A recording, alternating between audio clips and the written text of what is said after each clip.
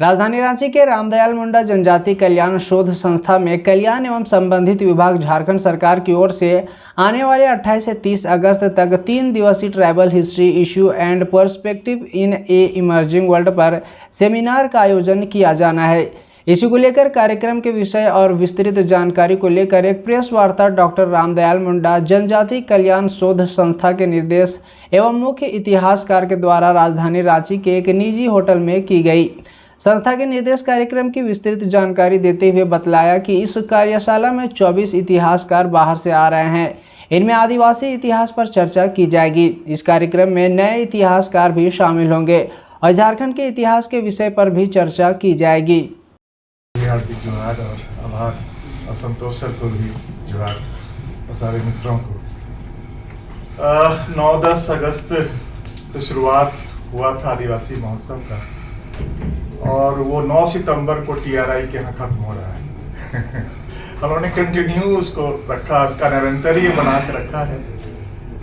जो tribal painting का जो कैंप था वो तो खत्म हो गया था एक हफ्ते के बाद।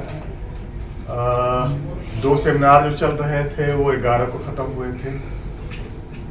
उसके बाद 2 सेमिनार और बचे हैं, एक ट्रैवल हिस्ट्री पे, एक इकोनॉमी पे। ट्रैवल हिस्ट्री पे हम लोग पिछले साल भी बात किए थे 9-10 अगस्त को 2022 में। कुछ चीज़ें जो भारतीय इतिहास के संदर्भ में हमें बहुत बरसों से कौंधती रही हैं या हृदय को मथती रही हैं। कमीशन में मेरा पेपर हिस्ट्री था, मैं ऐसे साइंस का विद्यार्थी हूँ।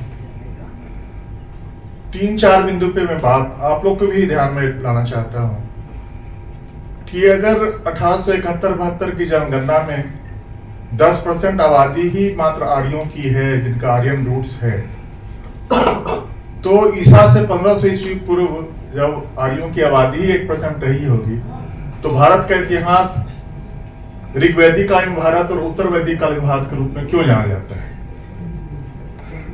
भारत के इतिहास का ये आर्यन सेंट्रिक जो है या आर्यन हेजोमेनी जो है, या आर्यों की प्रधानता या आर्यों की ही इर्द गिर्द उस थ्योरी की ही इर्द गिर्द घूमते रहता है। इतिहास का पूरा प्राचीन भारत, या तो आर्य भारत थे या भारत से बाहर गए या बाहर से भारत आए, मतलब पूरा बहस जो है प्राचीन भारत की आर्यों की इर्द गिर्द ही है। चाहे वो आ रहे हैं या जा रहे हैं, उसके बाहर कुछ सोच ही नहीं रहा है कोई। ये ब्रिटिश कालीन इतिहासकारों ने भी, जो कॉलोनियल इतिहासकार थे, उनका आर्यन रेस के साथ एक रोमांटिसिज्म था, वो समझ में आती है बात। लेकिन वो आर्यन रोमांटिसिज्म इतना लंबा कैसे खींच गया और हमारे वामपंथी इतिहासकारों ने भी कैसे इसको स्वीकार किया? क्योंकि अगर 10% 1872 में है और बाकी तो ईसा से 1500 ईस्वी पूर्व मान लीजिए कि 5% हैं, तो 95% अगर नन आर्यन लोग हैं, यानी कि संस्कृत न बोलने वाले, मुंडारी बोलने वाले, द्रविड़ भाषा बोलने वाले, सैनो तिब्बतन बोलने वाले, तो उनका इतिहास क्यों नहीं है? सिर्फ इसलिए नहीं है कि कोई रिटन कुछ नहीं है, डॉक्यूमेंट, कोई वेद नहीं है या महाकाव्य नहीं है या पुराण नहीं है या अर्थशास्त्र नहीं है। तो अगर कोई रिटन डॉक्यूमेंट नहीं है तो लिखा ही नहीं जाएगा इतिहास, बात ही नहीं होगी। पहला तो ये है कि ये आर्य केंद्रित प्राचीन भारत का इतिहास हमें स्वीकार्य नहीं है।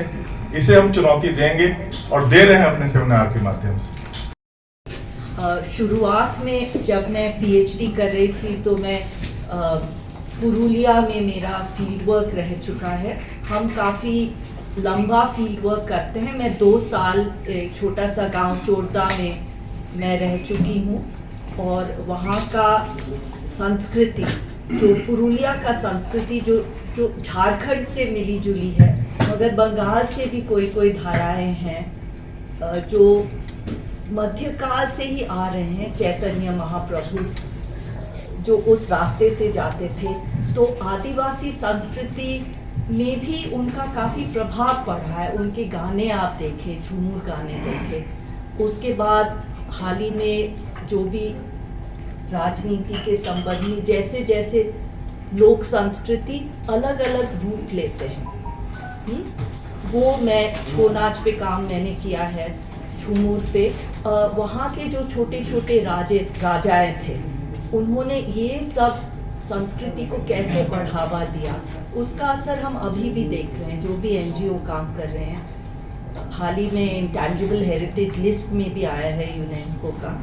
तो ये मगर शुरू से ही उनका जो रूप राजाओं ने दिए थे ना, तो अभी वो ही थोड़ा और ज़्यादा एम्प्लीफाई हो रहे हैं। तो ये कुछ नया कुछ नहीं है। पुरुलिया के बाद मैंने काफ़ी सालों से चित्रकला पे काम किया है मध्य प्रदेश में। गोंड, प्रधान गोंड के कलाएं तो बहुत ही मशहूर है, इस होटल में ही आप देख सकते हैं। वो भी एक मिला जुला संस्कृति है। एक हिस्टोरियन का, एक एंथ्रोपोलॉजिस्ट का, एक सोशियोलॉजिस्ट का, वो एक प्लेटफॉर्म पे हम लाके हम प्रेजेंट कर सकते हैं। मैंने उसके बाद पंचपरगनिया रीजन में जिस तरह के आर्कियोलॉजिकल रिमेन्स हैं उसके ऊपर भी काम किया है। कई जगहों पे हमें शिलालेख मिलते हैं या हमारे पास ऐतिहासिक लिटरेचर मिलता है, लेकिन यहाँ पर उसके बिना भी आर्कियोलॉजिकल रिमेन्स के बेसिस पे किस तरह का हिस्ट्री हम लिख सकते हैं इस एरिया का, इस रीजन का, उस पे मेरा बहुत इंटरेस्ट रहा। तो एक प्लेटफॉर्म इस तरह का जो हमें ट्राइबल रिसर्च इंस्टीट्यूट से मिला है, एंड इसके लिए हम थैंक यू वेरी मच, हमें ये मौका आपने दिया है कि हम आगे अपना रिसर्च भी प्रेजेंट करें और यहाँ से बहुत कुछ सीख के भी हम जाएंगे। Thank you.